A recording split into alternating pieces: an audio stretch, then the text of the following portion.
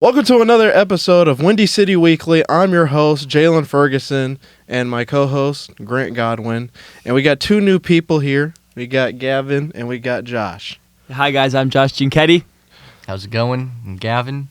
Yeah, so to start it off, how y'all doing? Doing good. Oh, thanks for having us on the show there, Jalen and Grant. It's a pleasure to be here and look forward to talking about Chicago sports. Yes. Of course. Yeah, I know you've been wanting to get on the pod for a while. You know, we were just planning things out, you know. But this is back to getting back into the swing of things, you know. But right now, we're going to talk about the Super Bowl. And then, well, we're going to talk about the Super Bowl, and then we're going to talk about the Bulls. I know, Grant, you got a lot to say. So when we get to the Bulls, the floor is all yours. Oh, goodness. And then, like, what they did during the trade deadline, because there's a lot of trades that they made. And also some other trades, like Zubac being traded, James Harden being traded, Jaren Jackson Jr. being traded, who is now also out for the season. And, yeah, and then talk about the trade rumors that didn't happen, like Ja Morant and Giannis. But let's talk about the Super Bowl. The Seahawks, they beat the Patriots 29-13. Sam Darnold was 19 for 38 with 220 yards and one touchdown pass. Drake May was 27 for 43 with 295 yards and two touchdowns and two interceptions. So what did y'all think about the Super Bowl? I'd like to start out by saying that this Seattle offense is an absolute machine out there. They have to be one of the most well-rounded offenses I've seen in the NFL in a while. You have once maligned but now elite quarterback in Sam Darnold. You have two amazing running backs in Kenneth Walker and Zach Charbonnet, who are great, two-headed dragon going out there. And then on the receiving room, you have arguably the best receiving room in the league. You have JSN, Jack Smith-Njigba, one of the best receivers in the league, as well as one of the best deep ball receivers, Raheed Shaheed, and a great short route kind of guy. Getting a little older, but Cooper Kupp still is a great receiver in this league. You have an elite O-line that's anchored by two of their first-round picks, Charles Cross and Gray Zabel, who are two franchise cornerstones. I think this offense, I didn't think the Patriots really were going to do anything to stop that. Even though Darnold didn't have the best game, I think the rest of the guys did more than enough to just lay out the competition there. Yeah. I mean, I think the Patriots defense definitely played their part in that game. The problem is them being out on the field for definitely. They were just getting overworked. Mm-hmm. But it was good to see Sam Darnold get a ring. Oh, definitely, yeah. It's so funny that he's the first one to get one. Yeah, that's a funny statistic. He was in the same draft class as Lamar Jackson and Josh Allen, and he's and Baker. And out of the quarterbacks that I just named, they called them elite superstar quarterbacks, and Sam Darnold is the first one out of all of them to get a Super Bowl championship. You guys remember on the Jets when he was seeing ghosts? I still remember that. Oh my goodness, it's just crazy the kind of turnaround these players can have. Yeah. But when I watched the Super Bowl, the Patriots, both teams actually struggled in the first half. I mean, the Seahawks, they scored 2 field goals in the first half, but it was very defensive oriented. Both teams combined for 14 punts that whole game. The Patriots went 9 possessions without scoring or even getting in enemy territory. Kenneth Walker, he ran the ball really good with 27 carries and 135 yards. The Seahawks receiving combined for 202 yards. A.J. Barner with the Seahawks' only touchdown. But, of course, JSN, he went down with an injury. But Cooper Flagg was able to keep up and get most of the yards. And the Seahawks defense, they played very solid. Cooper Flagg? I mean, not Cooper Flagg. Cooper Kupp. Cooper Kupp. That Super Bowl was unbelievable. Seattle, I'm glad Seattle won. I mean, their defense is elite. They got the best defense in the league. I don't know if I'd say unbelievable, Grant. I mean, would you really call that Super Bowl unbelievable? Just no. The fact that the Patriots lost is awesome. But, I mean, but who thought that they were going to win, though? No one. No, The Patriots? They just win too much. other than the Patriots. Yeah, other than Patriots fans. The Patriots themselves. But Drake May really struggle against the Seahawks defense. He just struggles against elite defenses. I mean, having a very easy schedule and the teams they played in the playoffs didn't really benefit the Patriots because they never really played up against a top tier level team. No. Well, the whole postseason, Drake May struggled against the Steelers. Was it Steelers he played, and then the Chargers? Pardon me, The Chargers and the Texans is what I meant. Pardon Yeah. me. The Chargers and the Texans, he struggled, and those are both great defenses. And Yeah. you notice he didn't have the kind of games he had in the regular season. Yeah, but the Patriots, they did have more yards in the fourth quarter. They started to bring it up back in the fourth quarter. New England, they did not run the ball really good, but Mac Hollins with 4 receptions and 78 yards and 1 touchdown, and Ramondre Stevenson with 5 receptions and 40 yards and 1 touchdown. I'm convinced Drake May was stat padding in the fourth quarter. Let's Oh be yeah, real it's here. all in garbage time. You know, Well, it doesn't help that Josh McDaniels is really basic offensively. I mean, just doing checkdowns. Seattle's defense read those plays like it's nothing. I heard reports that they knew exactly what New England was going to do offensively because they could just read the offense, their offense pretty well. So you're saying that New England is very predictable. Yes, when a Josh McDaniels offense, yes, they're very predictable offensively. 'Cause I mean, if you watch That's it, a they were good throwing point. a That's a lot good of point. they were throwing a lot of checkdowns. Yeah. Doing a lot of just running back, just halfback draws, a lot of just quick plays to try and get a few yards, and they didn't really go for anything major till the game was already out of reach, like you mentioned in garbage time. I also will say Drake May did not have that much protection in that game at all. He was getting sacked a lot. Like he was just under pressure so much during that whole game. Well, there was a player that I really wanted in the draft, and Will Campbell. He had allowed like 14 pressures. He was terrible in the Super Bowl. I was just Yeah. gonna bring him up. Yeah, Yeah. I was just gonna bring him up. Will Campbell had a historically poor night Yeah. for the line. I believe that was the most pressures allowed in a Super Bowl game in Yeah. history. I think I saw a stat, something like that. Correct me if I'm wrong. He was just getting laid out on every play. There was one where he just couldn't block, and the whoever, I forget who was rushing him, but they Yeah. took both him and Drake May down. Like it's a rough night for that guy. Yeah, it was a rough night for the Patriots. But like I said, they tuned it up back in the fourth quarter, but by that time it didn't mean anything, and they were already down by 2 scores actually. I will say I'm glad they actually did score because that would have just been like.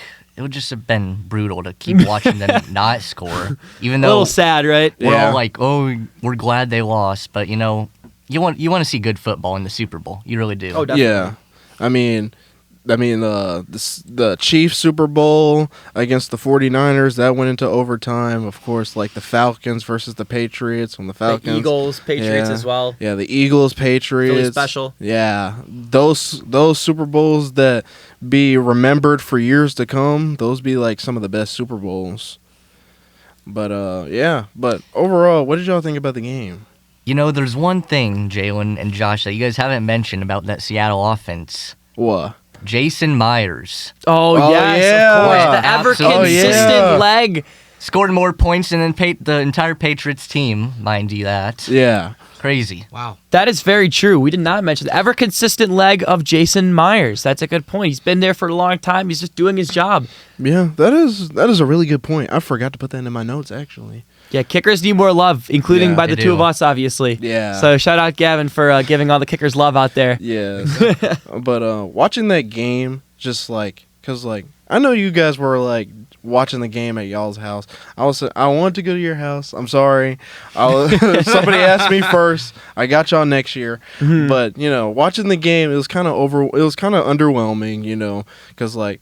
We were just playing Uno the whole time, and I kept looking up at the TV, and it's like it's finna be halftime, and it's 6-0. Like, Yeah.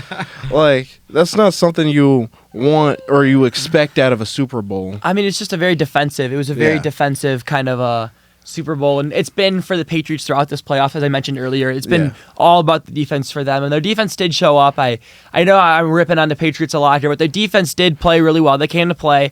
It just got to a point where you could tell they were getting gassed. Christian Gonzalez in particular, who did not play all too well, in my opinion, against Denver.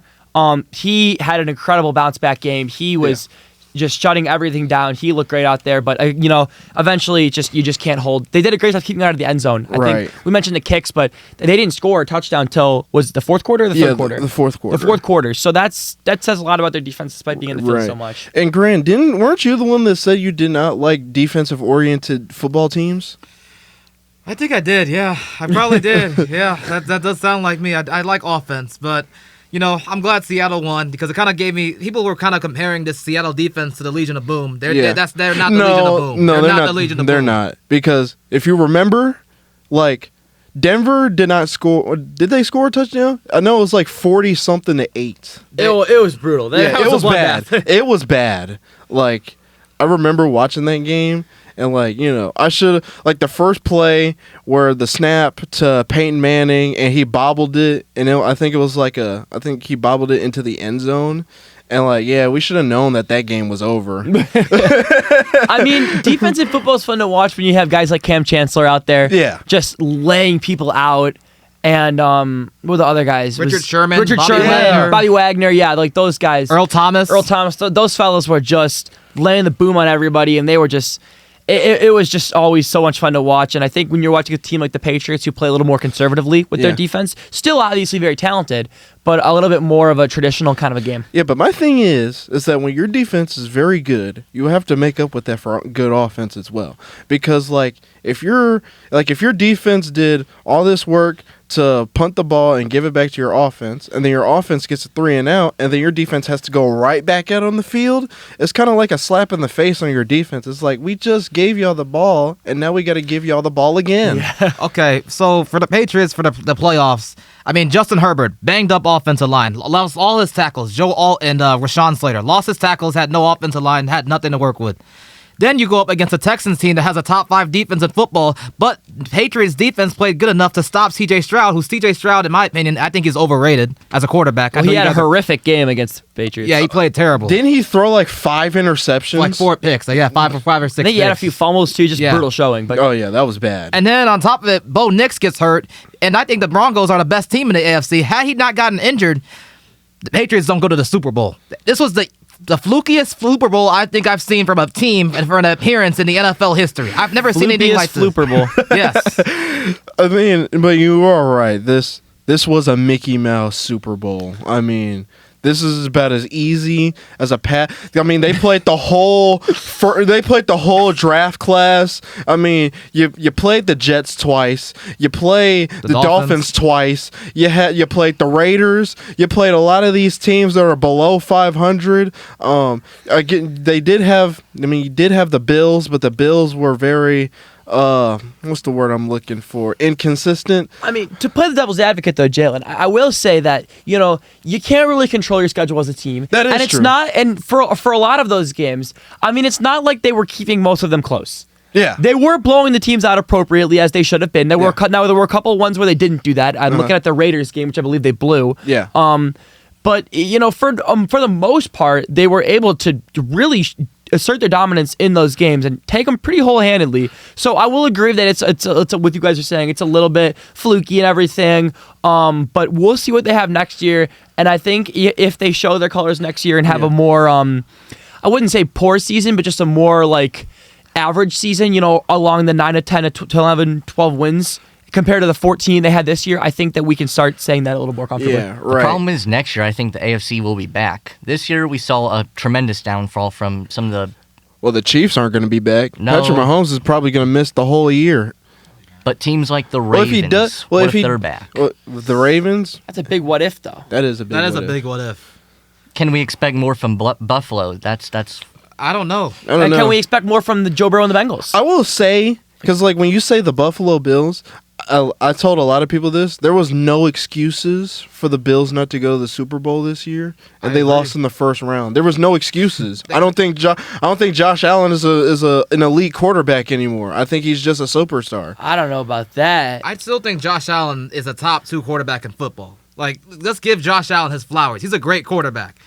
I just think Buffalo's defense was the problem for why they didn't really have a good playoff run. You have to have good defense. You just can't have the quarterback doing everything. You got to have a good, well-rounded defense. And they had quite a few injuries as well. They did. They had injuries piling up. just a ton out the yard, and they also don't have reliable offense outside of. I mean, look at their receivers. They're running Keon Coleman and Khalil Shakir out here. I don't think with all due respect to those two, they're not wide receiver ones in the NFL. No. they're not. They're good. They're good players, and I'm sure they're wonderful people. But Keon Coleman, Khalil Shakir, they're not starting receivers in the NFL, and that's just the fact of the matter. Well, when they had Diggs, Shakir was wide receiver 2, and Coleman was either the 4 or the 3. Coleman wasn't on the team when Diggs got traded. He wasn't? No. I thought he was. No, they traded him the year they drafted Keon Coleman. Okay. But yeah, I don't know. I don't know about the Bills. I think they got to do something. I'm starting to get to the point where I'm wondering, like, if they have another year or two of postseason failure. I mean, do they get rid of Josh Allen and try and blow it all up? No. I mean, they could easily get three, maybe even 4 first-round picks for him. And the thing is, like, if it's not working, I mean, you have to look at your roster and see what's causing the problems here. And if they've gone, because in 2 years from, like, let's say this is in the next season, they both don't make the 2 next seasons don't make the playoffs. That'd be what, 8 years? Josh Allen's been in Buffalo making the playoffs and stuff. Yeah. And that'd be 7 or 8 years of him just not making it anywhere. When do you look at that and think that's a problem? Yeah, that's a good question. He's a great quarterback, He obviously is. one of the best in this league, and that's why I wonder do you try and realize this core isn't going to work? Maybe the team's cursed. Maybe they just won't work with Josh Allen and they need to move on. And you need to do that before it's too late, because if they wait too long, they'll be able to get sad value for him. Well, here's the thing I will say, because they did fire their coach, Sean McDermott, now, and they got what's Joe his Brady. name? Yeah, Joe Brady. Now, here's the thing. Where's Joe Brady from? He was a Bills OC. He got promoted. Oh, Yeah. okay. OC. Okay, I didn't know. Now, here's the thing, because like now, Joe Brady, the new quarterback, and Sean McDermott was the scapegoat on this. If they still don't see any success, and if they get worse, then, which I think that will happen, if they don't make any moves during the offseason, if they get worse, then it's time to blow up that whole team. I think Buffalo just needs to just draft better. The NFL is all about building. It starts with the draft. Well, they could have got a wide receiver 1. They could have got Everyone's Xavier saying Worthy. they could have got Worthy, and Yeah. you keep saying that. I don't know. I feel like, obviously, Keon Coleman, we're dogging on him a lot out here. I'm dogging on him a lot out here. He's not the guy. But, like, you mentioned blowing up the team if they weren't going to win here. What does that entail? Does that mean you're getting rid of guys like Ed Oliver and you're getting rid of guys like, what's his name, Tre'Davious White? You're getting rid of guys like Josh Allen? I mean, yeah, because if you remember, I think like 3 years ago, they got rid of a lot of key players on their defense. They got rid of Poyer. Yep. They got rid of a lot of people on their secondary, and they got rid of people on their pass Do they rush. still have Milano? Do they still have him on the team? Yeah, yeah. Yeah. Kind of injury prone at this point. Yeah. But, I mean, technically that was like blowing up their defense, but even still, though, I don't know what to say about this. I don't know what to say about the Bills, but like I said, this year was kind of like no excuses for them. There was nobody in their way, and they just couldn't do it. Now, I know this is the Windy City Weekly here, Yeah. but it's for those who aren't watching, me and the gentleman in the red here, Gavin Whitney, are Indianapolis Colts fans. Yeah. So I want to ask the two hosts here, Grant and Jalen, what do you guys think about the Colts for next? I know you guys aren't Colts fans, so you guys don't know much about free agency and stuff, but what do you think for their roster next year? I do think because I had a good start. Now, I was hating a lot on the Colts. Oh, this guy was just, oh my goodness, every other week. Because I didn't think that the Colts were going to be that good. And I didn't think that Daniel Jones was even that good of a quarterback either.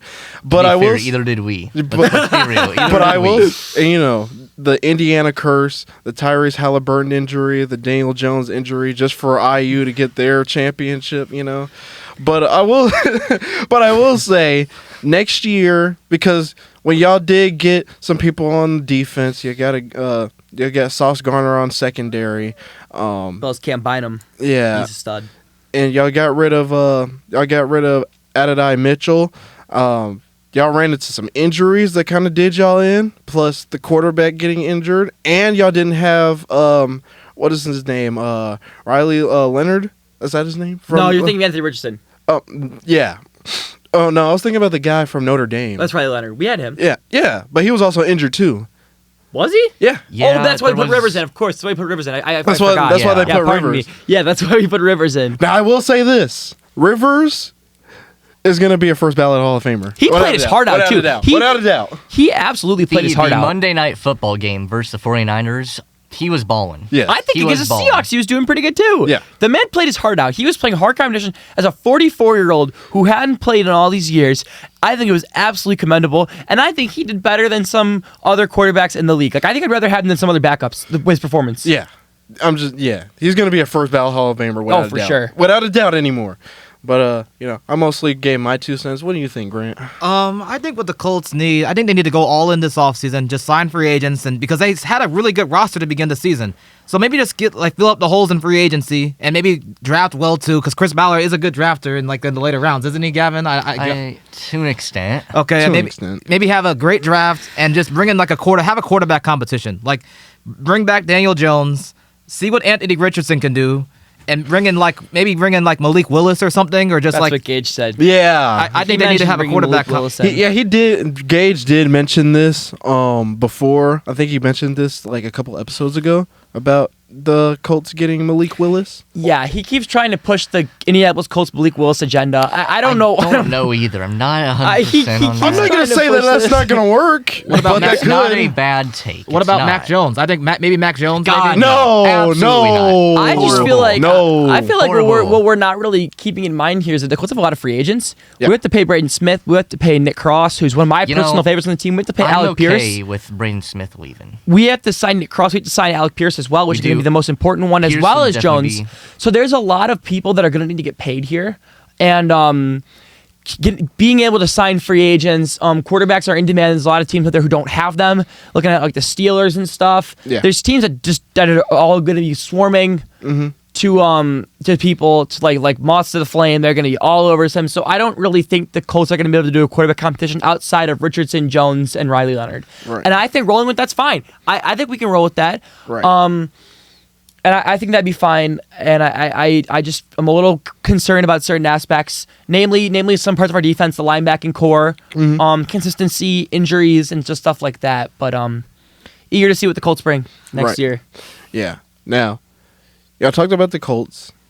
Now the Bears. First of all, I want to say, Ben Johnson got robbed a little bit.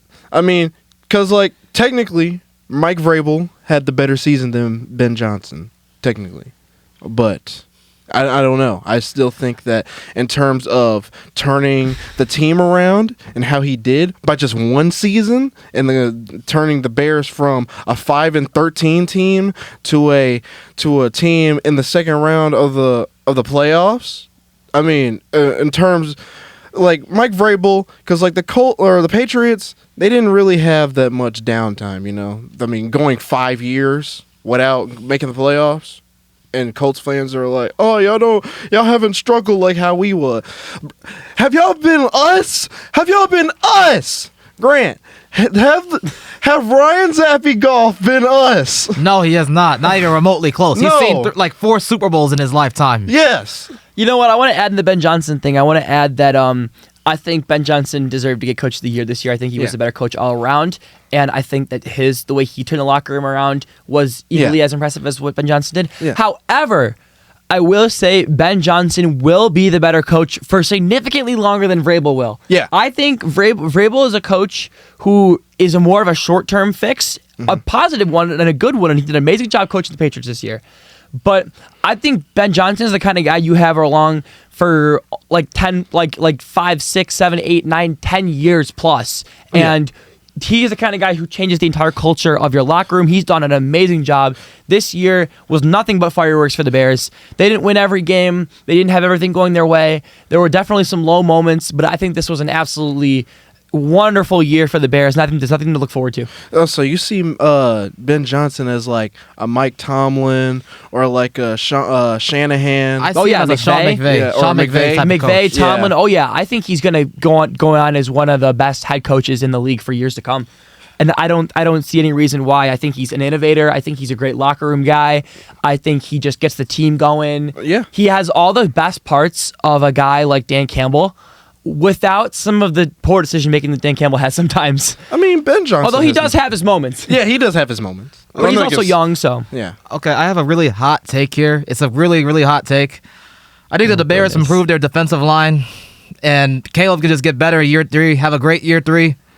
I think the Bears can go to the Super Bowl next year. I don't think that's a hot take at all. I don't think so either. And I think Caleb Williams has a shot to win MVP if he improves his game. I think he should have, like I said before, I think Caleb Williams should have been nominated. I don't think No, we I would not nominate Caleb Come Williams for on, year 2. I don't know, Come man. I don't on, know, come Jim. on. Come on. I'm a big Caleb Williams fan, and I wouldn't even nominate him for MVP conversation. Okay, That's just okay. a fact. I'm sorry, man. Okay. I couldn't. Okay, so we all agree that he was not going to win. That was going to be either Stafford or that was going to be who May. else? I don't think or he should have May. been in the top 5 for it. I don't think he should have been I like think we in the all top. knew it was going to be Stafford. It was all going to be Stafford. That was just going to be guaranteed.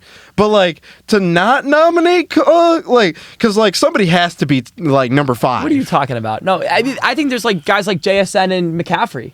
I think he should have been up there too. McCaffrey was up there. Oh my god, no! Ooh, I don't know. I'd give it to McCaffrey. Caleb or, Williams had a JSN. good year. He had a much better year, but it was marred with inconsistencies. I mean, if we talk about technically, He needs to work on his footwork. Who is the most valuable to a team? It's goodness. McCaffrey. Oh, I thought you were doing another Caleb Williams thing. I was like, ah. No, I think Caleb Williams, he just kind of needs to work on reading through his progressions. His receivers need to be getting that space. And he needs to make better decision making and he needs to stop playing hero ball. yeah. He's making throws that, the coaches should be getting so pissed at because it's just like, it shouldn't be working. Yeah. And then they work and we all go ballistic and it's funny. And it's really fun to watch it happen. And I would say he's got to be one of the most fun quarterbacks to watch in the league. Far and away. I will play devil's advocate. He still technically does not have a determined wide receiver 1. Because technically, it was DJ Moore. It's technically Rome. Because Rome was hurt most of that season. Like, he was hurt. He You got don't hurt. have to worry about it. Roman Luther Burden, I think, are both going to be fine. Yeah. Yeah. And like you said, you wanna put DJ Moore in a trade package. We don't really need him. We're kind of we're like $5 million over the cap. We could get rid of DJ Moore. We need to get rid of him. Get defensive line. Go all in this offseason. Yeah.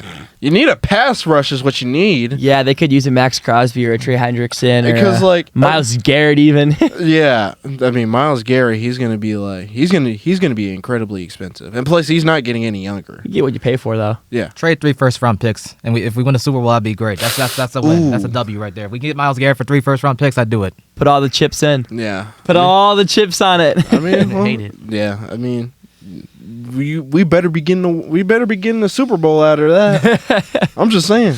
Out of all of them draft picks, we better be getting a Super Bowl. I don't even care if we win it. We better be getting that.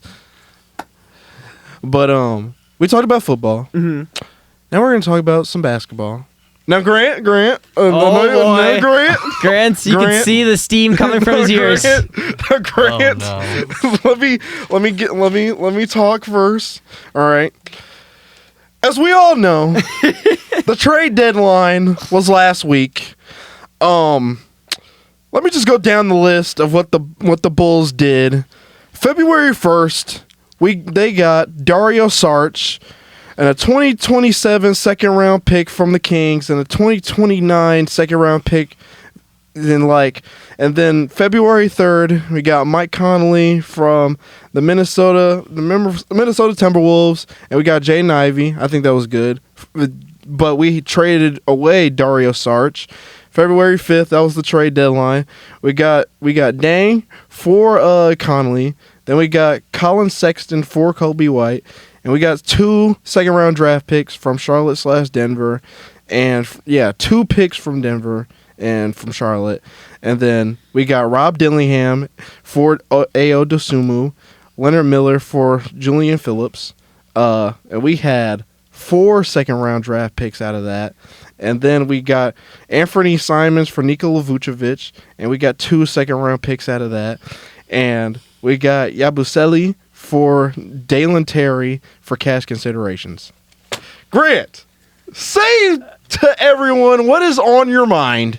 This trade deadline was a massive L in my opinion. Obviously, we got Jaden Ivey, which is fine, but like he kind of had a serious injury. And you're banking on his upside. You don't know if he's going to be the same player ever again because he's an athletic guard that relies on athleticism. You got who's the other young guy they got? Dillingham? Dillingham. I think Dillingham's in year 2. Okay, he's a nice player. He's a nice player, but he's also not going to be here next year. I mean, like, he's on an expiring contract. I think it's his second year. Like, I think a rookie contract's 4 years, so he's got 2 years left. I thought it was 3. No, he's got 2 years left. That's the second round picks. But like, Dillingham's a nice player, but like, I don't know if he's going to be like a starting point guard. I mean, he's a small, like a 6'1" point guard. I mean, maybe he could be like a good 6-man or something. I don't know. But just like, why? Be more positive than you usually are about this. Look at you. They don't have any. They didn't get any first round picks at all. Last year was a great draft class. We could have drafted Derek Queen last year, but instead we took some guy, Noah Senge is what his name is. And he's out for the season, And he's out for the season, and you could have drafted Derek Queen, who's having a great rookie season. And that draft class is historical. That draft class is historical. This past draft was great. And you didn't even get one of those prospects. You didn't even want to like plan to like have a bad season, be bad, and you get rewarded for have a high draft pick. You don't get rewarded for being mid. You don't. Yes. It's funny because, like, wasn't it the governor of the Bulls? He was like, he said the play-in, that's not what we want every year. I think it is, though. I think they love bringing in that play-in revenue, because it totally gets them a lot. Yeah, I would love to play the Heat or the Hawks every year. Bulls and Hawks, man. What the heck? You want to know something, though? If I got last place in fantasy, this man's dream right here would be to go to a Bulls in-season play-in tournament game for my punishment, and I would hate it. I would hate it. Him and I have been, me and Grant have been talking a lot about the Bulls, and I've been poking the bear a little bit at this, and he's being more positive than usual about this. I know he seems quite irate, but the consensus is that they traded all of their starters pretty much from that good year they had a couple years ago with DeRozan and Levine and Vucevic and whatnot. They traded pretty much everybody on that team besides Patrick Williams. Yeah. Here's the thing. That is how stupid this organization is. The one guy they should have traded. The one guy they should have traded. They really can't. But not only that, but they extended him for, what was it, over $100 million for a power forward that's going to be on the bench, who is no better than Cristiano Felicio. I just think, and I don't understand. They have all guards now. They didn't get a big to replace Vucevic. Zach Collins is hurt. Yeah. And Jalen Smith is a bench player who admittedly has his moments, but he's a bit of a streaky player. So they don't have a big right now. They don't. They have like 10 guards. The team is just in an absolute free fall. They have like 1 million second-round picks, which is pretty much worthless when you have that many because you're not going to use them all. Yeah. So it's like they are pretty much just in an absolute horrific situation. Buzelis isn't developing how they wanted. Senge isn't playing. Everything is just terrible and raining brimstone and fire. It is just it is terrible in Bulls land right now. It is really, really bad. And like, I had hope at the beginning of the season, and I fell for it. I fell for it every year. I fell for it. I could have told you that. It's 8-0, thinking that they play hard, they pass the ball, they score points, and then they just fall apart. And then when it comes to the trade, because keep in mind, the Bulls haven't made a trade at the trade deadline before this for 4 years. For 4 straight years, they didn't do anything at the trade deadline. Well, they had a lot of catching up to do, I guess. A lot of second-round picks that needed to get taken. Yeah, of course. I'm going to be honest with you. Being mid in the NBA is terrible. It's absolutely terrible. This is worse than mid. This is this is like just stuck. We're going to be bad for a long time, but not bad enough to become good. This is like the worst spot that any team could be in. No, this is bad. You have nothing promising on the team. There's no assets that you have. Everybody needs to go. Everybody needs to be fired. Okay, let me tell you something. Let me give you a little bit of history about the Chicago Bulls. 1998, we win a championship with Michael Jordan. Jerry Krause's ego gets in the way, and Phil Jackson and they don't get along very well. The franchise has not been the same since 1998. I am 22 years old, and it's been 30 years since the Chicago Bulls have won an NBA championship. And yeah, we had some good days with Derrick Rose, but he really didn't get us anywhere because LeBron James was in the way. Well, not only that, he got hurt. And he got hurt and tore his ACL. If he never did that, who knows what? Twice. If he does, who knows what happens if he never tears his knee up? Maybe we win one championship, but still. But again, LeBron. Poverty franchise. I mean, we didn't even try to go for the 7th championship. The fact that we didn't even try to go for a 7th championship is absolutely ridiculous. Yeah. It's ridiculous. Yeah. You just won a championship. You keep this team together. You could have won something. You know what I hate? I hate the fact that people were romanticizing about the Levine, DeRozan, Lonzo Ball era. I'm not even gonna call that an era. That was just doing something just to do something. They had a nice little stretch though out there though. It was a nice stretch. That was when DeMar DeRozan for the first time in his career was in MVP talks. And then made the play in. No, they actually made the playoffs in their first year when they brought those guys together. They were a 6th seed. Okay, then that means... I mean, I liked watching DeRozan I thought they were on the Bulls, you know. Yeah, but then what happened? Lonzo Ball... Here's the thing. Lonzo Ball, a very good defensive point guard, but when you have to rely on that to be good... He's kind of washed at this point. The injuries just kind of killed. He's washed. He missed 2.5 years. He's washed. He missed 2.5 years. Why do you think he's on the Hornets right now? Zach would know about Lonzo Ball. They said he was going to be like the next great player in LA. That's what happens when you listen to LeVar. Big baller brand. We are. Could have drafted De'Aaron Fox. You could have. Sorry I'm hating on your team, Zach, but they could have drafted De'Aaron Fox. They could have drafted Jason Tatum. They could have drafted Jason Tatum. Man, so the Lakers really missed out on 2 great gems, man. 2 great gems.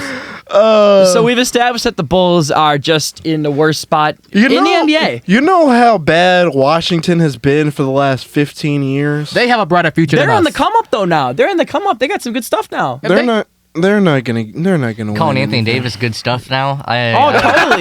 Heck Okay, yeah, I am. Okay. So the Wizards get a top 3 pick and draft AJ DeBansta. You're gonna have a lineup of Trae Young, Trae Jones, who's gonna be, I think, is gonna be a really promising guard in this league. I just want to say somebody's getting screwed in this lottery draft, and I think it's gonna be the Bulls. It's always the Bulls. The NBA has completely forgotten about the Bulls. We're not getting the first round draft. And even if we did get the first round draft, who are we going to pick? We're going to pick some guy out of France. No, dude, I'm telling you, dude. If we get like a top 7, top 8... Williams, too. 6 men off the bench. If we get like a top 8 pick, there's like 8 dudes that could actually be studs, like stars. Like this draft is loaded. So if we don't get a top 8 pick, we're screwed. We're screwed. I mean, we do got a bunch of second round picks. But this draft... They can get everybody who's left. Keep piling them up. Yeah. I mentioned before, Billy Donovan got to go. Fire him. I'm sorry. Fire him. I agree. Billy Donovan got to go. I don't think anybody disagrees with you, Jalen. But He's here's not the done thing. a good job in the slightest. Well, I don't think he's a bad coach. I just think that he's not a rebuilding coach. So would you say his tenure in Chicago has been good? I'm not saying that it's been good, fact- but he's just not a good fit because, he did what he could with DeMar DeRozan and Zach LaVine, and he did what he could, but he's not a coach for that. He's a coach for a team that wants to win right now. If anything, he should go to like a team like, I don't know. He can't go to Washington, but even still, I mean. They got Trae Young. Well, AD's probably going to be Like Dallas or New York or something? Yeah, well, probably not Dallas. Honestly, but maybe what Dallas. about Orlando? Yeah, Orlando. That's actually pushing. That actually could go in the conference championship. They're fighting for the 6th seed right now. So yeah, but like he should coach like one of those teams or like Just the thing with Billy Donovan is he doesn't want to embrace the tank. Like you, obviously, you just mentioned that, Jalen, but. They need to do it. They need to do They it. need to rebuild. I've been I saying this just for don't the last... understand. What are they trying to do? Who are they trying to impress? But I'm saying you traded away Kobe White and Vucevic and Ayo Dosunmu, and you couldn't get one first And round Kevin draft Huerter. pick? Okay. Yeah. Okay, Herter. Okay, Well, here's the thing with the Chicago Bulls. We waited too soon to trade these guys, late to trade these guys. You mean too long? Too long, yes, too long. Thank you. Because we could have gotten 3 first-round picks for Alex Caruso. But Jerry Reinsdorf said, let's try to go for the playoffs this year. We're right there. No, Yeah, you're not. That was kind of dumb just to get one player. He also Though had a Giddey good. does have high upside. When Vooch had a good run there, he was on a tear. They didn't trade him. His value was up a lot He higher could than. have. You kind of gotten a first or 2 for him. But that's the thing with Now Vooch. Vooch is not a dude for a playoff team. That's the thing. I think he is. I don't think so. I think he'll be fine in Boston. The only reason why he was good on the Magic, because it's the Magic. What else? What does he have to prove? He doesn't have anything to prove when he was on the Magic, and he had something to prove on the Bulls. And I'm not gonna say that he was bad, but he was underwhelming. I don't think he was as good as what we thought he was supposed to be. But, you know, I mean, I think Boston is a good fit for him. Take the pressure off of him because then you got Tatum coming back. You know, Tatum's going to have the ball most of the time. So, you know. Mm-hmm. Do you want to talk some other trades, or do you want to stay in the Bulls anymore? Is there anything else you want to put on the Bulls? I got one more thing to say about the Chicago Bulls. Fans need to stop going to the games. We need to start boycotting. That's what I'm saying. That's what I'm saying. Look, everyone is like, "Oh, be loyal to your team." Like, no. You got to hit them where it hurts. You got to hit them in their pockets. The fact that you're still going to games, like, okay. Like, I've been to the United Center, not for a Bulls game, for like a wrestling show. But that stadium is really nice. That stadium is really nice. I would but agree. but the fact is that that's the only reason why you're going. Like, don't even go. Like, all you're doing is just putting more money in their pockets, and they're saying, "Oh, we don't need to build up a good team. They're still going to make us money regardless. Stop going to these games." Why do you think that the Jazz, well, they technically did something, but they're not doing anything. But, like, nobody goes to Jazz games. Nobody goes to Jazz games. Nobody in Utah likes basketball. Yeah. Or, like, people go to Washington Wizards games, but they go to that stadium. Not for the Wizards, though.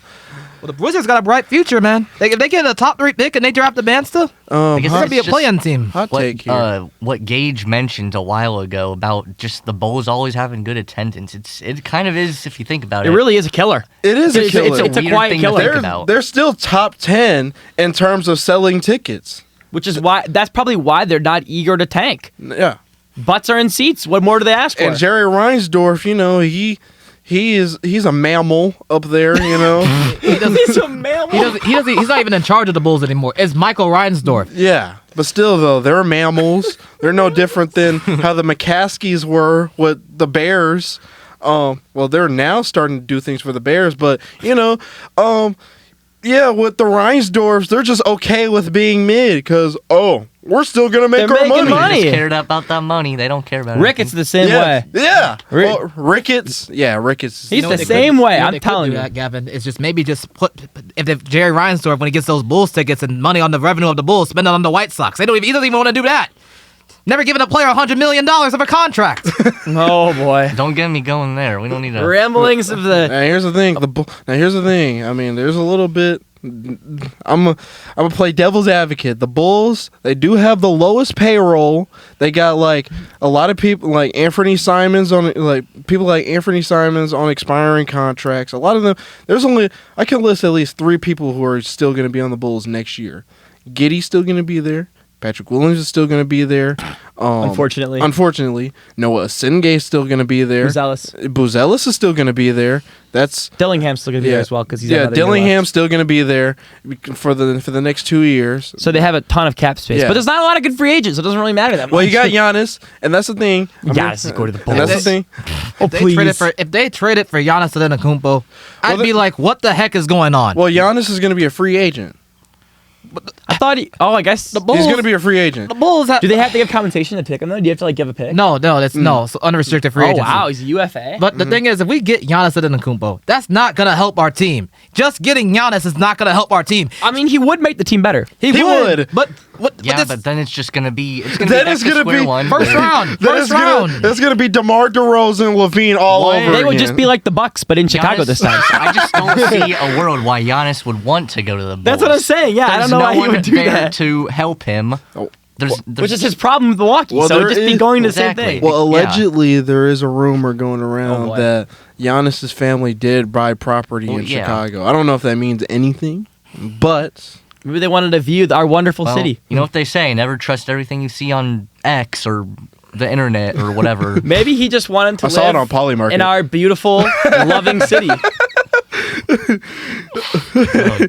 but can't- you know that Giannis talk then brings us to another part of this conversation. You know, Giannis, and like I know a lot He's of still in the Bucks. he's still on the Bucks. That's the thing with a lot of people have been giving Shams a lot of flack for giving because he was getting everybody going on it. yeah. And then every single day was a new Shams post of we're talking to Giannis. Yeah. Whoa, Yeah. where's Giannis going? And it's like This team's Shams, interested. This team's interested. Yeah, it's like Shams, shut up! Like you don't even know what you're talking about, Shams. Like, and then he's like trying to sell these trade packages. Like the Warriors are gonna give up this and this and this, and Okay. the Heat are gonna give so up the this and this and Warriors this. did give them the best offer so far that I know.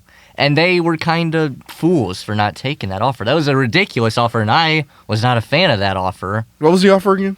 It was at least 3 firsts. Oh, Oh, Pajensky, who sucks? Moses Moody, Kuminga at the time, and I believe Trace Jackson Davis. that is that for one player. Yes. Didn't they trade like were they going to offer all their first round picks too? Like all Yes. of them? I'm not a fan of doing that. If Jimmy though. wasn't hurt, and like if Jimmy wasn't hurt, and they do that trade, I think that team goes far though. With Steph and Butler and Giannis and I don't know, man. old Al Horford, Uncle But Al. you also got to realize Steph is now getting older and he is now injury prone because he's going to miss the All-Star game. I mean, I don't blame It's him. not stopping him from balling though. But still, though, I mean, because as he's getting older, he's starting to get more injury prone, and when players are injury prone, it's more likely that they're going to miss the playoffs. And even if they did do that trade, Josh, yeah, you have a new big 3 in Golden State, but you have a big 3 that you got to be worried about with their age, obviously, Yeah. and their injury histories. All 3 of them, Jimmy, Steph, and Giannis, Yeah. all have histories of gruesome injuries. So Out of that, I think Giannis will actually give you a full season. Out of those 3 that you named, I think what the Warriors need to do is just realize that the fact that their window has closed. It's over. Like whatever they do, even if they get Giannis, it will help. I'm not saying it won't, but their window's closed. They had a great run. They need to accept the fact that they just need to go into a rebuild because they're just not going to do that with Steph on the team. They refuse. And they still have Draymond The thing is though, I will say this. We used to mention Draymond. Whatever Steph does is whatever Draymond does. So what I think is, whenever Steph Curry says he's going to retire, Draymond's gone. He's gonna do the same. Draymond is done. If see they it. wanted to trade Draymond is done. Draymond is not leaving Golden State. He's way too loyal. As much as I don't like him, he's You like very, Draymond? I don't like him. He's entertaining. I'll give him that. He very much is. But I don't like him.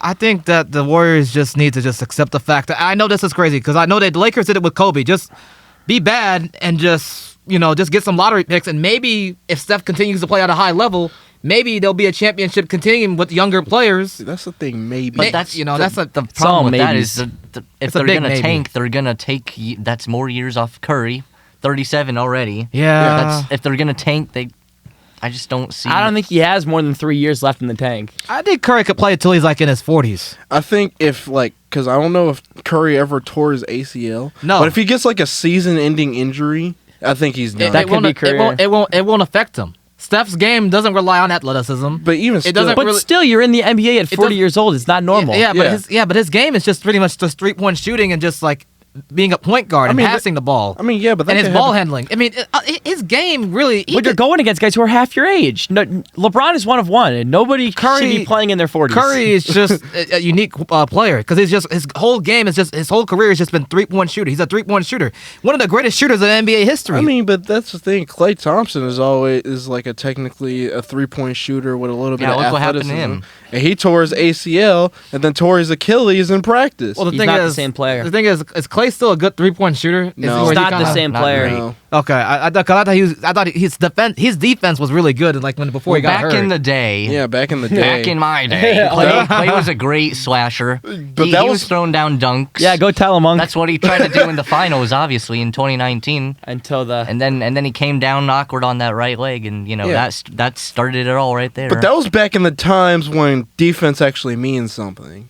Now it doesn't mean anything.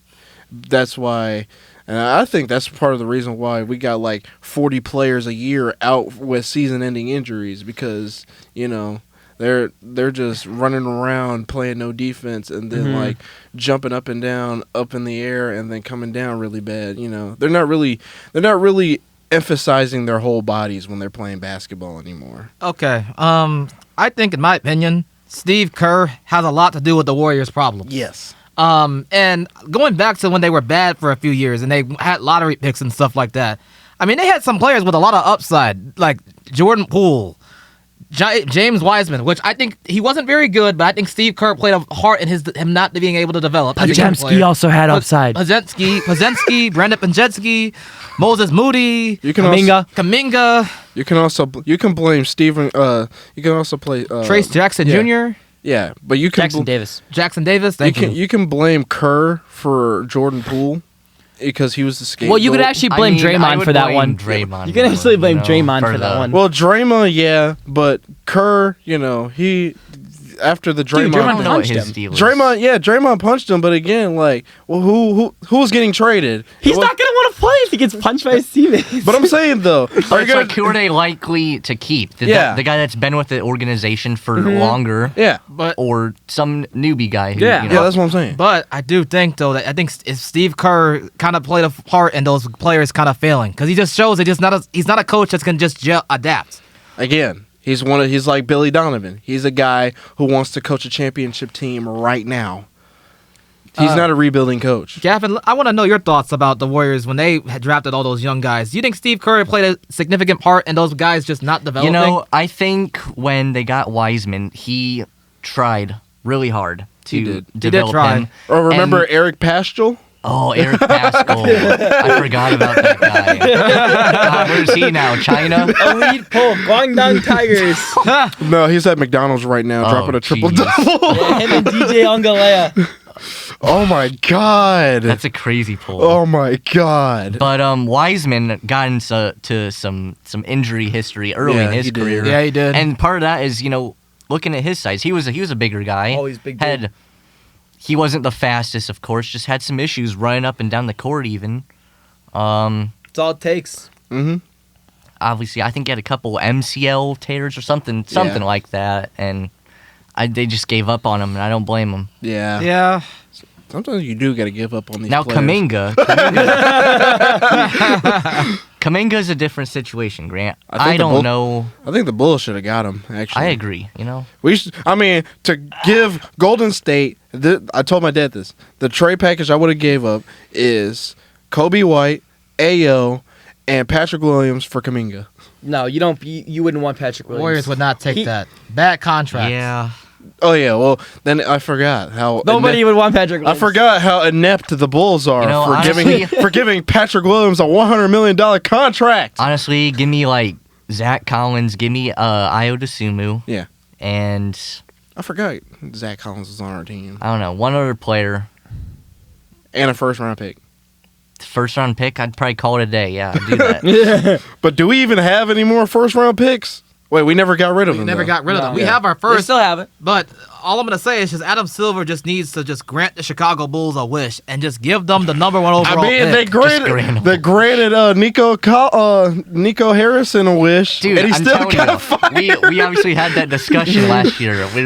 We went into deep thought about the NBA. Oh, one yeah. night. We're going crazy. We had a whole conspiracy theory night with Hunter as well. The three of us were going on this conspiracy. And Grant kept saying that we were all crazy, and then because he just didn't understand it. Well, but I believe it. I believe it now. What is the conspiracy? Well, it's gonna take too long to get into it here. It's a long story. I'll just sum it long up. Story short, I'll just sum it up by saying that the Adam Silver wanted Luka Doncic in LA. We'll just sum it up by that. Big market players go to big market teams, players go to big market and teams. the reward for Dallas was getting Cooper Flag. Yeah, that's what it was. There were a lot of small things that may or may not have furthered the case, but I will say it was kind of a long conversation. When it comes to that, when it comes to conspiracies, I take it to a grain of salt. That being said, with this situation, there's a lot. I'm just saying there's a lot of situations or a lot of statistics saying that you're wrong, but there 100%. is a lot of evidence saying that you're right. I can't say if you're right or wrong in that. I mean, there's a lot of evidence saying you're wrong. There's a lot of evidence saying you're right. That being said, it is a theory. We just spent a long time talking about Gavin's team, that being the Golden State Warriors, and you know what? I think we get the picture there, and I think it's about time we talk about another one of the biggest trades that happened on the deadline.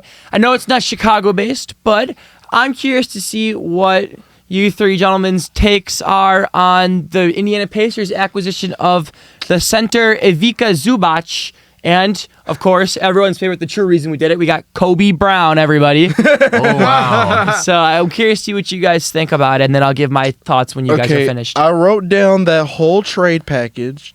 They gave up y'all got Zubox and Kobe Brown, but y'all gave up Benedict Mathurin. It's funny because like I texted you showing you, oh yeah, I got Zubox, and you was like, oh, I didn't like what we gave up. And it was like, and I said, well, at least you got Benedict Mathurin. And then as soon as I said that, I see a notification that says y'all traded away Mathurin. The biggest loss on there was the first round pick. We weren't able to pay Mathurin. He was on the last year of his deal, and he wanted an extension, and it wasn't going to work out. Y'all gave up 3 first-round picks, actually. The thing with this first is, I believe it's 2. I believe it's 2 and a second. I believe the other one's a swap. The thing with this year's first is that if that first round pick this year lands between 1 and 4, it stays with the Pacers. And if it falls between 5 and 9, if it falls between 5 and 9, it goes to the Clippers. And if it goes anything outside of that, it goes back to the Pacers. So that means Kevin Pritchard, the Pacers GM, pretty much gambled it all on us winning the lottery. He gambled this really high draft pick, which is made this draft class is considered generational in a year that we've been tanking, where we're in competition for the first overall pick. And he decided to put that pick on the table, potentially. So if we don't win the lottery, we're completely SOL here on this whole thing, and we're just in a really we're not going to have a first round pick in this year with a loaded draft. Oh yeah. So it's extremely risky, but if it works and if we're able to land a top 3 pick, we're not only getting an elite center to replace Miles Turner, we're also getting a top 3 pick, one of those guys, DeBance, Boozer, or Darren Peterson. I told my dad this. I think Miles Turner is an idiot when it comes to wanting to leave the Pacers. And then proceed to talk like all bad about the Pacers too. Yeah. Like, I mean, what kind of player are you? But then, bad blood. because you wanted to play with Giannis, and Giannis is most likely not going to be here next year, and so then you're just going to be on a rebuilding team anyway. So I'm like, you should have just stayed, wait for Tyrese Halliburton to come back, and you would have still had that first round pick. Well, probably not, but you probably wouldn't have. And had he not and I'm sure a lot of Pacers fans, because like I was a huge Miles Turner fan, yeah, and I'm sure a lot of Pacers fans like myself would have welcomed him back with open arms had he not just continued to badmouth the team, badmouth Halliburton, talk about how poor the organization was and how poor the fans were, call everybody out by name, air all his dirty laundry out on everybody, and then cry about it when he gets booed at the Gainbridge Fieldhouse. And it's like, you wonder why you're getting booed at. It's because you're talking all this bad stuff about your former team that you played for 10 years for. Right. And that's what I'm saying, though. It's just a terrible look for him. It is a terrible look. And like, it's karma. It's ironic because he didn't want to be on a rebuilding team technically. Well, he didn't want to be on a tanking team. Yeah, fate's a cruel mistress. Yes. and now he's going to be on a rebuilding team most likely anyway. So, well, another thing here is that they almost traded Miles Turner. Oh, multiple times. Like, yeah, multiple he was times. trade block for a long out of his career. And I guess the Lakers were very close to getting him, but they didn't want to trade 2 first-round picks to get Miles Turner. Well, I don't blame them. yeah. They were going to get Miles Turner and Buddy Hield. I mean, yes, you're getting a great shot blocker out of Miles Turner. Definitely. But we've seen this when he was on the Pacers is his rebounding ability. He can't rebound horrible. and he's inconsistent at scoring. He goes through scoring droughts where he just cannot put the ball in the net. And as Gavin mentioned, his rebounding for a guy that big to be able to rebound as poorly as he did is bad. ridiculous. It is bad. TJ McConnell out-rebounded him in the finals against OKC. Yeah. TJ McConnell is a 6 foot tall point guard. That's crazy. And he out-rebounded our 7 foot center. Yeah. It's just It's laughable. it's sad. It is. And then you're gonna act all high and mighty, and that's another thing. Grant mentioned the trade rumors and stuff throughout his career, and it's true that Miles Turner wasn't the trade block for a lot of his career in the Pacers for most of his tenure here, and that was part of his reason. And when he was on some kind of podcast, he was complaining about that. And he's like, "Man, they never wanted me, and they just put me in the trade block, and that's why I wanted to leave." And it's like, it's not the fans' fault that you're on the trade block. Like, he totally just went out and say that was completely false. That these fans they don't accept me and they just Yeah, we're not the reason you were on the trade not. block, dude. Like, it's just talk about being tone deaf and just not understanding it, and it's frustrating. And I think his legacy as a player is seriously gonna go down a lot since leaving Indiana. Yeah. I think he would have maybe had his number even retired there had he played the rest of his career out there. Probably. A guy who was drafted there, gave all those years, made it to the finals, made all these great runs, had great seasons. Never was an amazing all-star type player, but a great player nonetheless for a long time. Yeah. Who gave a lot to the city. But to just throw that all away is ridiculous. But enough about Miles. Let's talk about the new center in town, Ivica Zubac. So what do we think about him and his fit in Here's Indiana? where I stand on the move. I love the move that the Pacers made to get Zubac. Obviously, the Pacers took a major risk trading their first round pick. If they don't, it doesn't land in like a top 5 pick, they're screwed. Yeah. But if they get the Bansa or Peterson, it's going to be a great fit for them because I kind of low key. I like Tyrese Halliburton and Darren Peterson together as a backcourt duo because if they get those guys and Neesmith at the 3 and Siakam at the 4 and Zubac at the 5, I think they win the championship. Yeah, but you gotta I don't wait on- trust a rookie right at the Yeah, start. but you gotta wait on Halliburton too, though. I mean, And, there's a lot of ifs in this. And he's a better shot blocker than Miles Turner, and he's a better better at getting rebounds than Miles Turner. And he's is. better at scoring in the paint than Miles Turner. And He's he's a better defender. But I'm saying though, in this situation, you're waiting on Tyrese Halliburton. and Tyrese you- is going to be fine. I don't want to hear it, Jalen. I'm just saying. Tyrese Halliburton's going to be fine. Tyrese He's is going to be fine. He's not the concern here. I'm just saying. You never know. The pick is the lottery's their concern. The lottery- is the Again, concern. that's what I was gonna say. You never know how Tyrese is gonna be coming off an injury, and like how this season plays out and how the lottery plays out. Again, like how your general manager kind of gambled on the lottery draft right now. Yeah, it's just a lot of ifs in this situation. So I wouldn't say championship. I still think that you're going back to the playoffs next year. That's without a doubt. I think the Pacers have, with the depth that they have and getting the top 3 pick, if they get the Banza or Peterson or Boozer, I think that makes them a championship team. This I team agree. last year made it to the finals on a magical run. They were the best team in the Eastern Conference. The only teams that they really got to go through, well, I guess the East is kind of getting better. Detroit, Boston when Tatum comes New York. back, New York. Cleveland. And Cleveland. And Cleveland. That's really about it. And I think the Pacers are better than 3 of those teams if they get like a top pick. I take the Pacers against anybody. They have a really good team and a deep team too. And like we're talking about the trade deadline and what other blockbuster trades, and you mentioned Cleveland because Cleveland just got James Harden for Darius Garland yes. and a future 2nd round pick. So, in my opinion, how James Harden is historically, and I'm using my context clues on this one. When James Harden plays in the playoffs, he is incredibly underwhelming. He's a choker. He is a choker. That being said, Cleveland last year was number 1 and lost in the 2nd round. That's funny. They also choked.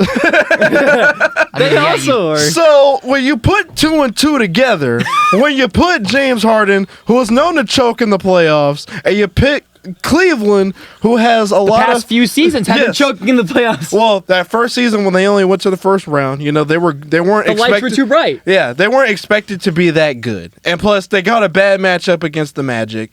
But again, They beat the Magic. okay, but wasn't that still a bad matchup? Didn't they go 6 games? That was like the first year of Donovan Mitchell or the second year of Donovan Mitchell. Okay. I mean, they were up and coming team. I know Look, they the fact caught of the a matter is they're chokers. yeah, but I know they caught a bad matchup in the first round and lost, and then they went to the 2nd round last year and lost again.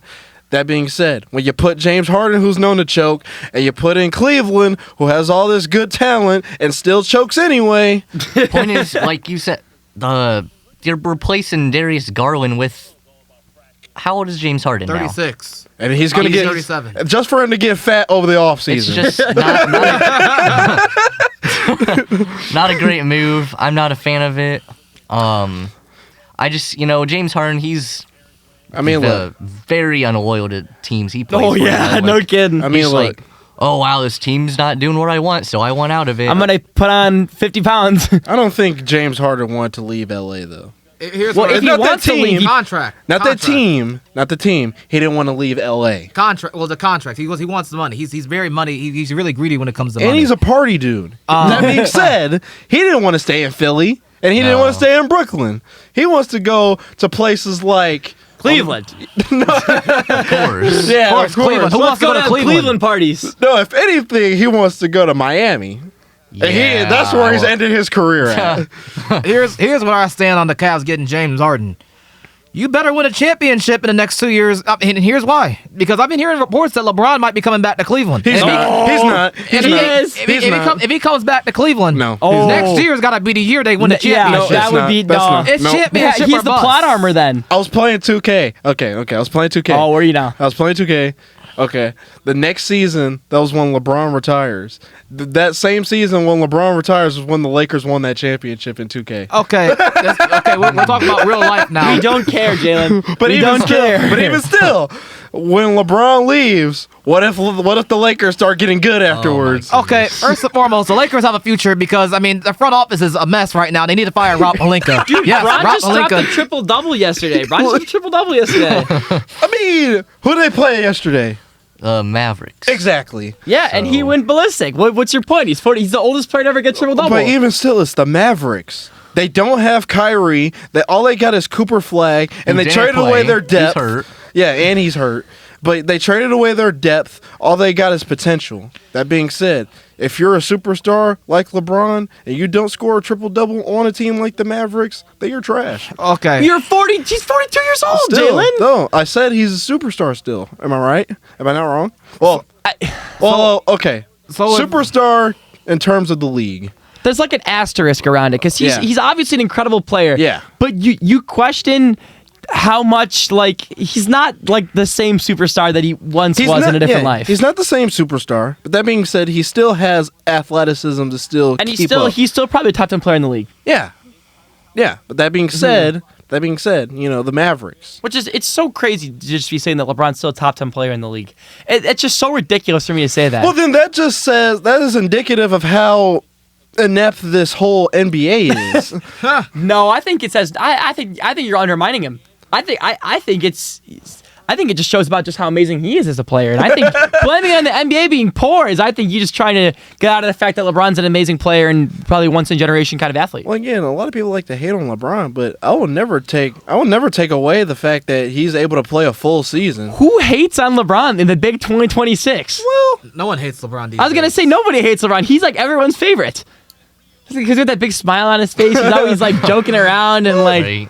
fooling around. He's like such a goofball. I can think of some reasons, but we're not going to go into that. Okay, if you want to hate LeBron in 2010, okay, he made up for his mistake. He went back to Cleveland and won a In Anyways. terms of basketball, I'm not going to hate on him. Yes, but in terms of everything, in terms of everything outside of it and the Bronny stuff, I'm definitely going to hate on him.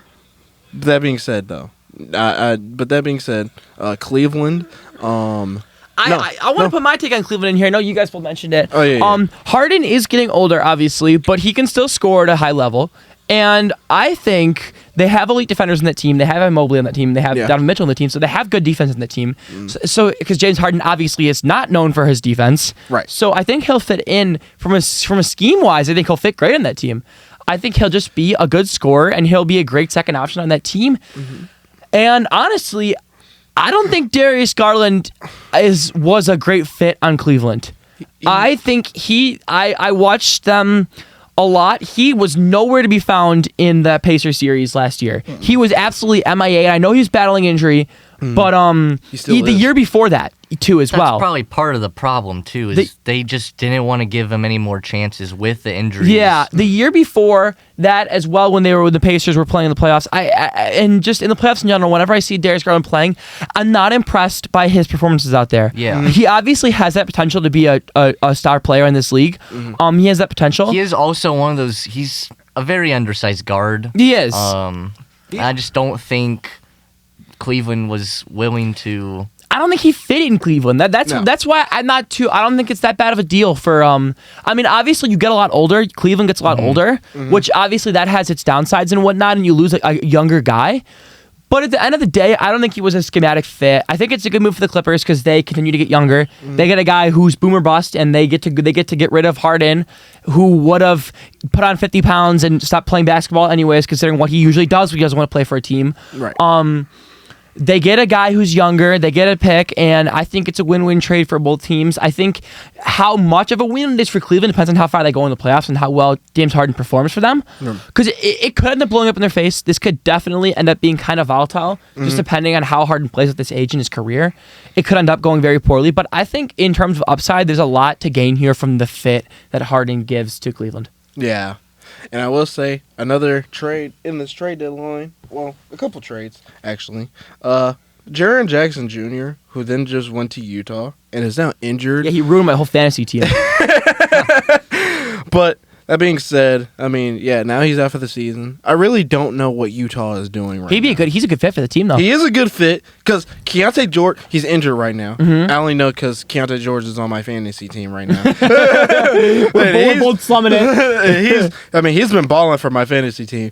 But, Jaren Jackson Jr., I still don't know what the Jazz are doing. I really like what the Jazz doing with their front court, though. I think because Jaren Jackson's like a great scorer, but his weakness is that he's not good defensively. He doesn't get rebounds and whatnot. He's not good at getting rebounds and stuff. But they have Walker Kessler to put at their center.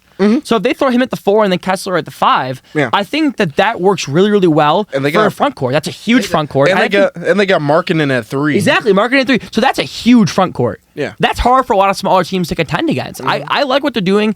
I think they need to hope Bailey can develop, right? They need to hope Ace Bailey can develop. And they also need to maybe get another guard.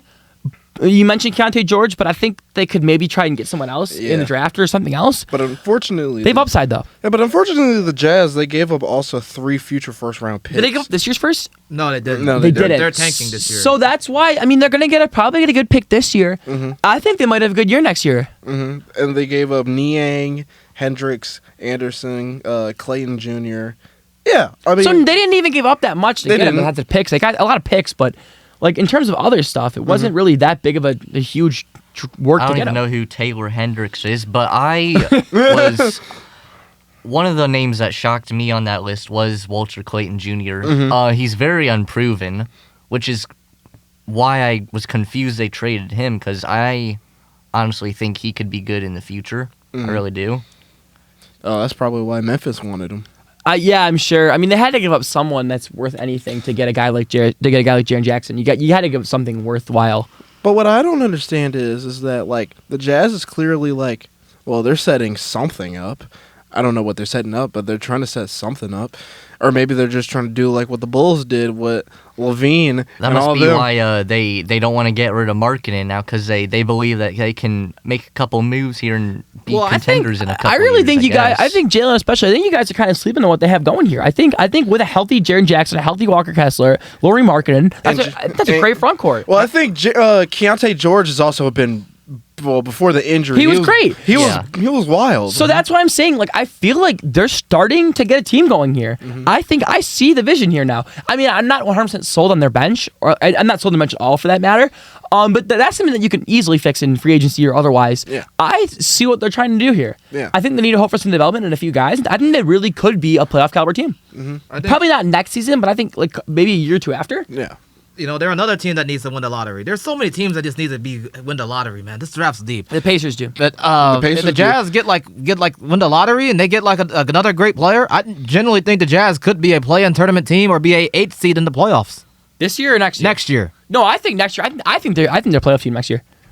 Yeah, they could. I see it. But they need everybody. They need everybody. Yeah. Healthy. Oh yeah. If health. Oh yeah. Assuming that they have health, I think they're a playoff team. Yeah, but but also you gotta also see what Memphis is clearly tanking, but they haven't tanked completely because they still have Ja Morant, and that was a guy who was among Giannis, where Shams was putting a lot of emphasis on these teams want Ja Morant, and it was for a while that Ja Morant might go to the Heat. That never happened. But I do think I heard Timberwolves is what I heard. I heard the Heat. I think hot take here. I think Miami would be a good place for Ja. I think I think the culture, the Heat Whoa. culture, Heat culture. Maybe not Miami. Whoa. Maybe not Miami. South I don't Beach. think we need to say it. But Okay.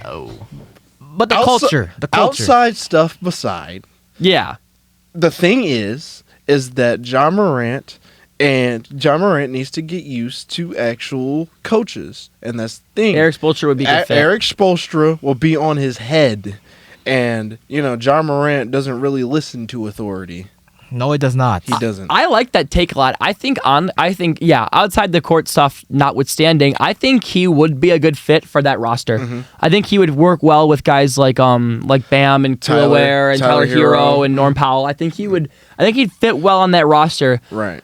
So I didn't really think about it because you immediately kind of jumped to the other sort of outside- antics. Yeah, the the outside outside stuff, which is stuff. easy to do. But when you focus on the court, I think that I see a lot of promise there. Actually, I hadn't heard that. I heard a lot of rumors. Timberwolves pairing him up with Ant, which I could see that being a nasty duo. I could see it being a nasty duo too. Yeah. Well, who do they have? Who do they have at center? Big Rudy. Rudy Gobert. Rudy, and don't they have McDaniels? Yeah, Yes. McDaniels. They got Nas Reed. Don't they got Julius? They got Julius Randle. Julius Randle, yeah. That actually Bones Highland. That actually would be a good team. They have Ayo Sumo now too. Yeah, they do have Yeah. AO, but that's the thing though. They didn't get Morant. That's the thing. Here's the thing. I think John Morant to Miami. I just think that that's a good fit because if you look at it, if John Morant needs a fresh start somewhere else. Definitely. He's not the same player like he once was. He needs out of earlier. Memphis. I think if he goes to a fresh start of a fresh organization, I think John Morant will be a superstar, and I think we'll see Job back. Return to form? Job will be back to his form. Yeah, Yes. I agree. Yeah, I mean, yeah, I could see that, but like you said about the Timberwolves, now I'm thinking about it. You're right. The guys at the atrium here. The guys at the atrium who work at the grill there, serving the chicken tenders, they were talking to me about they were saying that Timberwolves are gonna get Giannis, Timberwolves are gonna get John Morant, we're winning it all. And I was like, oh my. So we got some basketball zappies. Yeah, some. Hey, but those people actually know ball though. I don't know, man. They didn't seem it, but it's funny. Better to than say that. Zappy. No, Zappy just got lucky, just like the Patriots. Yeah. It all goes full circle. It all does come full circle. But in terms of those trade rumors, it's disappointing that out of all the teams that were it was like the Bulls just giving everybody all these players. And the Heat did absolutely nothing. Nothing. So I think the thing with Miami, they have depth on their team, but do they now? they do. They actually have Simone Fontecchio. They got Jaime Jaquez, who's a good. He's a good six man. Good guy to come off the bench. They got Khalil Ware, who's a good backup center. Fair, he's pretty good. They got who else do they got? I think they got Davion Mitchell is his name. They got a point guard. Davion Mitchell. Oh yeah, I guess they do. They got Jovic, who's a good back. Maybe they do have a good bench player. I would like to see more progress from those guys. Jaime Jaquez, you just mentioned, he hasn't really lived up to the hype that Yeah, that's fair. he was supposed to be. I feel. I think like. he's taken over more of that 6-man role. Yeah. But I would agree that I almost think more minutes wouldn't hurt. Getting out there more. But even still, it's kind of disappointing that the Heat did absolutely nothing. I couldn't really tell you who the Heat their true best player, their number one is. Terry Rozier. No, it's That guy's in prison. it's technically because Bam Adebayo's on my fantasy team. He's pretty good. And he's been balling. Yeah, he's technically that's your best player on that team right now. Don't tell Grant it's not Tyler Hero. It's not Tyler Hero. And isn't Tyler Hero hurt? Yeah, he's hurt. But, Yeah. but Hero's a dog though. Hero's a dog. He is a dog. But again, you said John Morant needs a fresh start.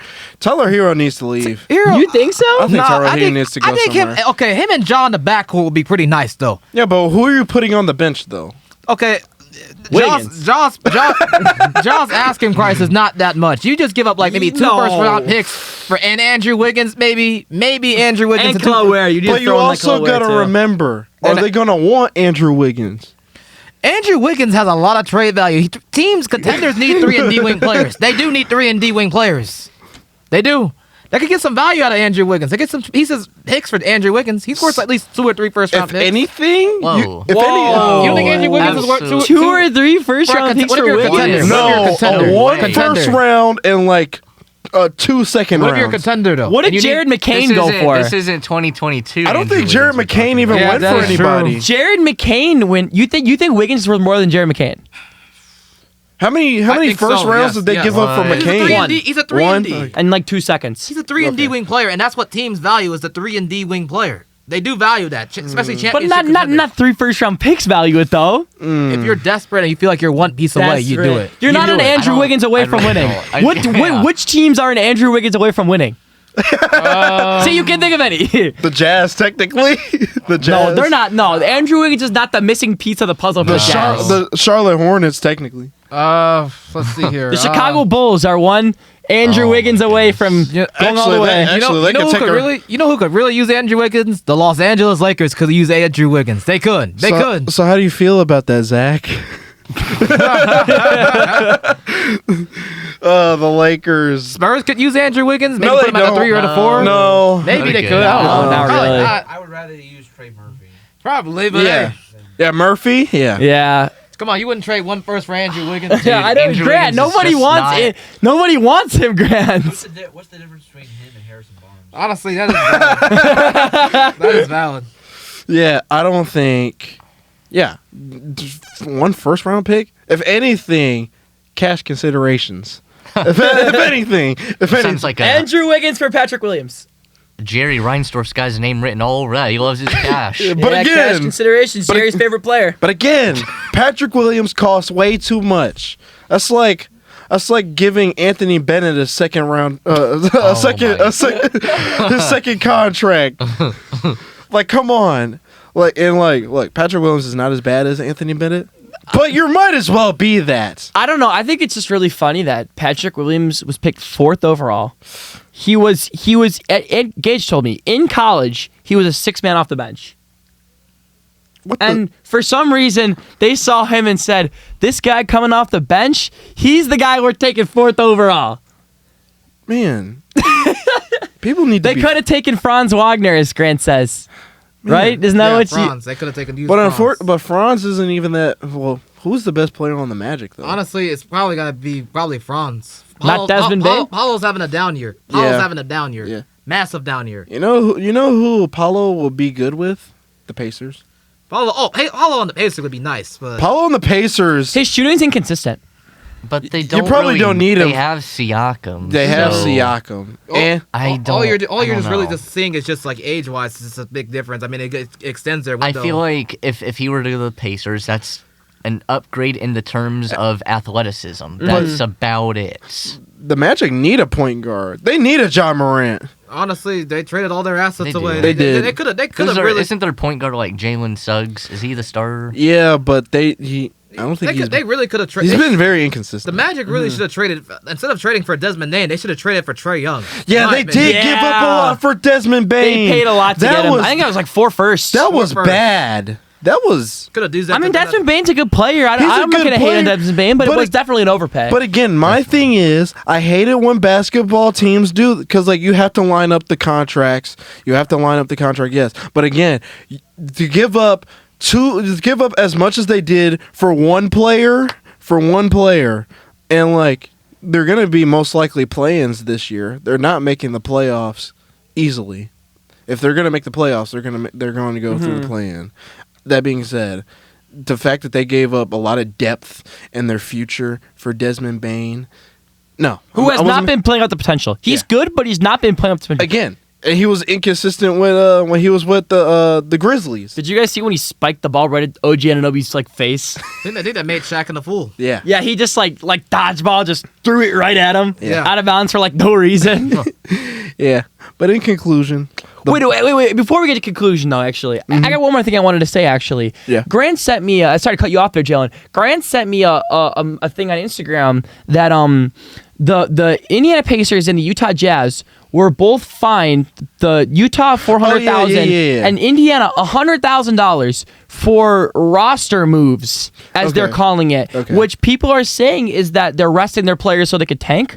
I mean, it doesn't even. I don't get why teams are like tanking on purpose. Because like again, you need the lottery. You can lose 6. You can only win 6 games. Well, for a team like the Pacers, I understand not wanting to risk injury. So the reason they're not they didn't put guys like Nesmith and Siakam and Zubac, and they've been putting them in the past couple of games. But they're 2-0 the last 2 games. So I don't know why they're doing this. And I think it's ridiculous, and I just don't get it. And I want to see your guys' opinions. I think it's absurd. Like I said, I mean, I don't get like just not playing just to try to lose, because again, you could only win 6 games and you're still not going to be guaranteed the first round pick or the first pick in the draft. But that being said, I just don't get it. But in that Jazz game, I forget if was it you, Zach, that said that they were up by 20 or they were up by double-digit points? Or it was you.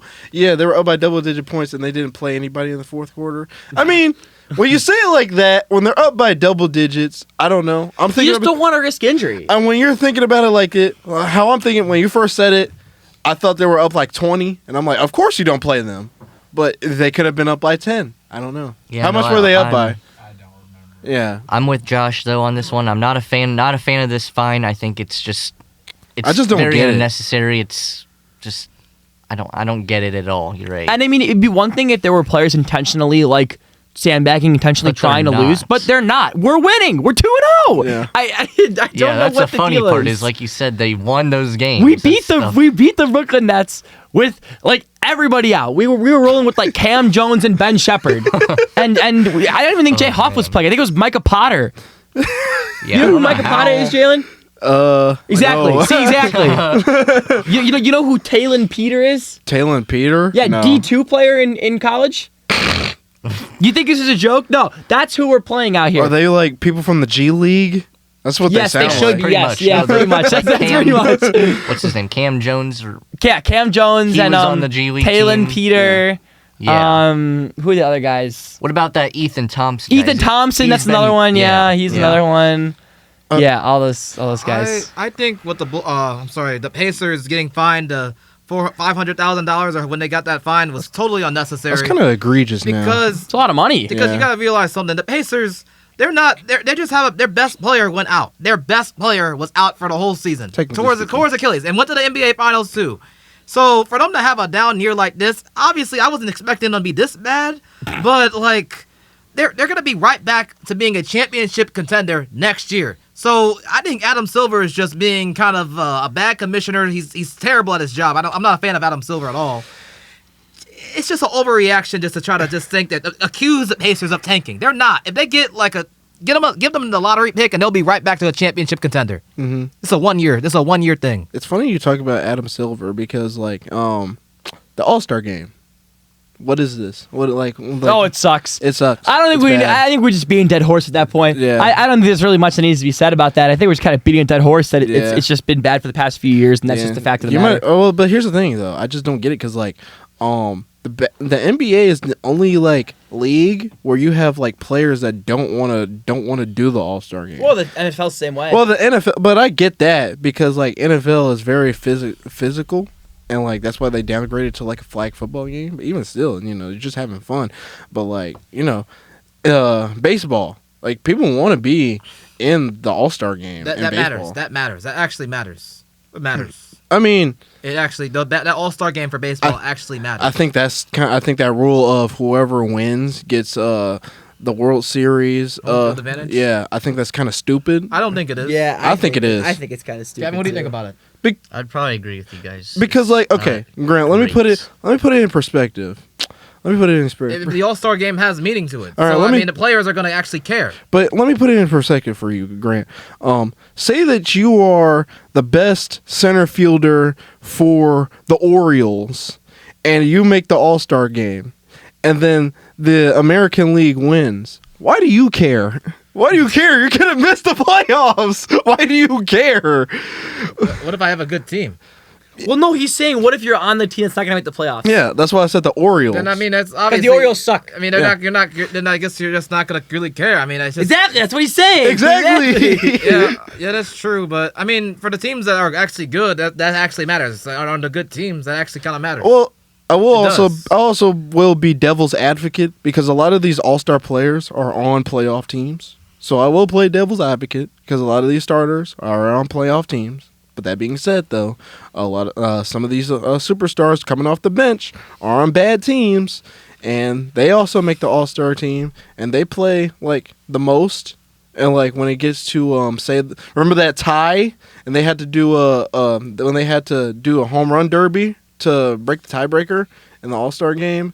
Aaron Judge and Shohei, they were out of the stadium. Like, they were gone. They left the stadium. So they had Cal Raleigh and Kyle Schwarber, and I forgot who the other four were. But yeah, still, my point being, a lot of these. Why should you care? Why should you care if your enemies are getting the first round, the home field advantage in the World Series? Because it's just. It just gives players a reason to actually. All-Star games should have meaning to them. I just think that there needs to be meaning in an All-Star game in baseball, and they just have a meaning to it. That's what I like about it. I just just like a meaning to it. This is going back to the NBA here and how they manage their All-Star weekend. It's They just, don't. Well, yeah, they don't. But they just try to add a bunch of BS to it. Yeah, they try to add a bunch of ads. I keep saying, I've been saying this for a while. I don't know if you guys if any of the viewers watching this have ever played the video game NBA Street on the PS2. But I think that what they need to do for the NBA All-Star game is just get all the All-Stars and then do like gym-style captains and then pick your players. Like I choose him, I choose him, I choose They him. already did that. And Yeah, then they already did that. do 3v3s They did do on that. blacktop with call your own fouls on blacktop with a chain link net and like crazy rules and stuff like that. And So you want street rules? yeah, I think something like that. Have guys doing like trick shots and stuff, and like just doing stupid stuff, and have it be 3v3, and like that, and it's just fun. And there's like a big prize pool, Well- and like you win like a bunch of money, so then people will want to do it, and they just do something like that. I think that'd be really really fun for everyone watching. Yeah, I We'll mean, see some old school. We're not watching some Shea at the line taking free throws. We're watching some old school straight jam. Bring it to the hoop basketball there. I don't entirely disagree with that, but they did try. They proposed one-on-one competitions, and the players didn't want that. I think threes would be the perfect mix. Yeah, I think threes will work good. I think 3-on-3s. But again, though, is you're kind of like. Because the All-Star game is supposed to be like, the best players in the world going against each other. And, to add more things to make players care to do it, it's like... I should just get rid of everything else. I should get... The dunk contest has lost all meaning. Get rid of that. Yeah. I mean, nobody wants to do it. The fact that... No one wants to do it. The fact that players like Ja Morant and Anthony Edwards don't want to do And it. Obi doesn't want to, and Obi don't wanna do it. Aaron Gordon doesn't want to do it. All the good dunkers don't want to do it. Well, I get why Aaron Gordon Yeah, doesn't me wanna too. do Well, it. I obviously get it as well Because because he should have... he got screwed. Yeah, we all know. In 2020? Yeah. Oh, yeah, he should have won Yeah. that. Oh, everyone he should've agrees. won. Everybody agrees he should have won that one. But again, Dwayne Wade was hating. So, but that being said, Kawhi over there. cool. But that being said, though, the fact that you have to add more things to the All-Star game just to make people care, It's just so silly. it is silly. I say just get rid of it. Just Yeah, no, I agree. I Just actually have the agree. game. Just get you rid know? of it. Just but, get rid of the All-Star but like game. and now I'm hearing like there's a lot of other proposals like trimming down the season, having less games. I think the in-season term is dumb. I think that's stupid. The in-season tournament is dumb. The play-in is dumb because I say Not if you're in the West. not even. You just well, only because you're a Bulls fan. well, no, no. If you're in the I've, West, you're gonna want the in-season tournament. I've said this before. I've said this to Grant. The play-in was only supposed to be for the bubble. That was it. They shouldn't have it anytime. Because again, for the bubble, they had to cut the season, and they had to determine who was good, who was eligible. But now, remember the Heat when they went to the finals against the Nuggets, they play That was it's insane run. that was an insane. They Jimmy played. Buckets. They played half a season in that playoff. Jimmy buckets. Yeah, they played almost they played almost 30 games that playoffs. But again, like I'm saying though, a team who comes in at 10, who gets some fluke games and wins twice can easily make the playoffs. And play the number 2 seed, and then the number 2 seed, they get hurt, and then then you play a Philly. Oh, Joel Embiid is hurt, and then you go to the conference finals. Oh no, this and this and this happens, and then you go to the finals. I don't get it. I don't like it. I don't like it at all.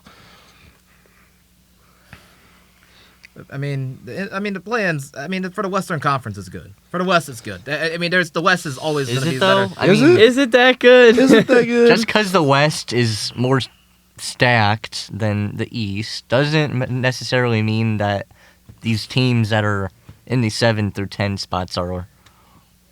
Do you really think every single one of those teams is wanting to? The thing is, though, if you're in the West and you have injuries and you're supposed to be like a championship team and you get healthy at the right time and you make it like to like the 8th seed and you're supposed to be like a top team, the best team in like the Western What makes the difference Conference. between the East and the West? What's And really if you have like injuries and you're at the 8th seed and you win the whole thing, you're gonna be thankful for that play-in tournament game.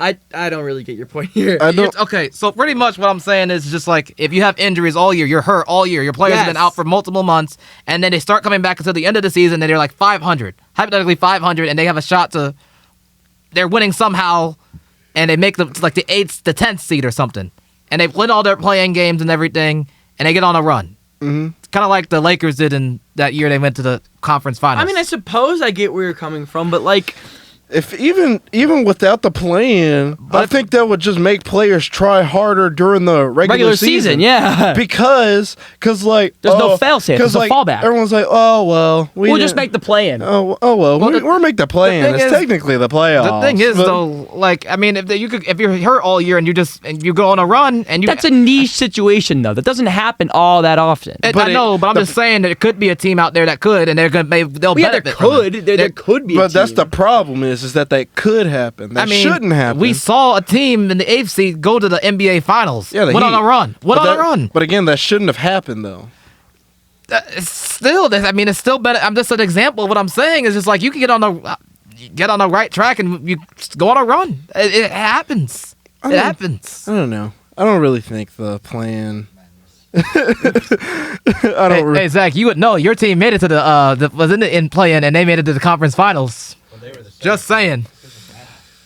Yeah, it was because of matchups again. Mm-hmm. That's why I don't like the plan because you can. I mean, Grant, you're telling me what the Chicago Bulls been doing? Oh no, God, no! My So goodness, what's the no, deal here? no, no, so God, what's the no. difference? What Because the- we played that Heat team and lost. Practice what you preach, Grant. Yeah. You would technically want to play to be gone.